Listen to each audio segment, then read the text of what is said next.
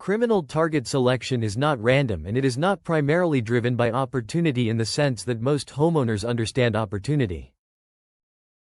It is driven by a rapid risk assessment that experienced criminals perform in seconds as they move through a neighborhood, a visual scan that identifies specific signals of low resistance, low detection probability, and low consequence. Every home that lacks these specific hard target signals is presenting as a soft target by default, regardless of what is actually inside it or what the homeowner believes their security situation is.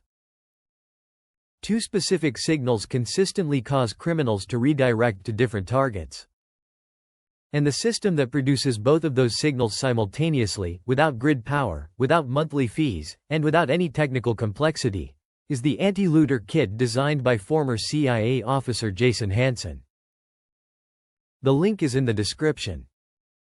Get it now so you have it alongside this explanation, because the two deterrent components we are about to cover are specific kit elements and you will want to know exactly what you are getting. Leave a like and drop a comment if this kind of criminal psychology applied to practical home security is what in the beginning means to you. Your engagement helps this content reach more people making these decisions. The first signal that causes criminals to redirect is unexpected illumination. Not decorative lighting that is always on and becomes part of the expected visual landscape, but sudden, motion-triggered illumination that activates specifically when someone approaches the property. The psychological effect of unexpected illumination on a criminal approach is documented consistently in criminological research. It creates the perception of detection. It exposes the approaching person to observation from the structure and from the street simultaneously, and it removes the anonymity that makes a low-risk approach feel viable. A criminal who has been illuminated has lost the darkness that was part of their risk calculation. The approach is now a different risk proposition than it appeared to be from the street.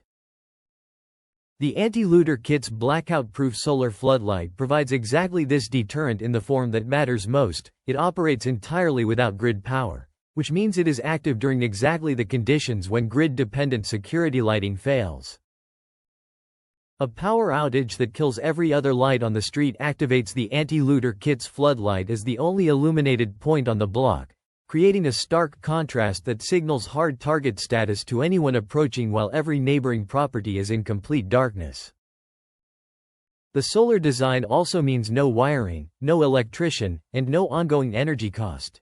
It charges during daylight and operates through the night on stored solar charge. The second signal that causes criminal redirection is unpredictable audible alarm.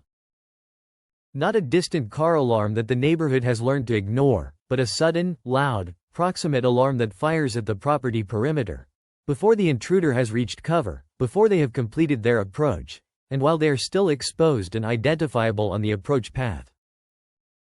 The perimeter tripwire in the anti-looter kit provides this signal at the property boundary rather than at the door, the strategic position that creates maximum exposure for the intruder and maximum deterrence value for the alarm. A 120 decibel alarm firing at the property edge while an intruder is still 30 feet from the building is a categorically different risk event than the same alarm firing when they are already at the door. The first eliminates the cover advantage. The second does not. Together, sudden floodlight activation and an immediate perimeter alarm create the specific combination of signals, unexpected detection, sudden exposure, audible neighborhood alert, that criminal psychology research identifies as the highest deterrence response to a soft target approach. The intruder has gained nothing and exposed everything. The rational calculation is to redirect. The anti-looter kit's complete layered defense system, perimeter tripwire, solar floodlight, dual-function alarm door jammer, all-angle motion sensors, stealth window alarms, and Jason Hansen's home fortification defense guide, delivers all of these deterrent signals in a portable, waterproof, shock-resistant tactical case that installs in 30 to 60 minutes. The entire system operates without grid power, without Wi-Fi, without cellular signal, and without any monthly subscription.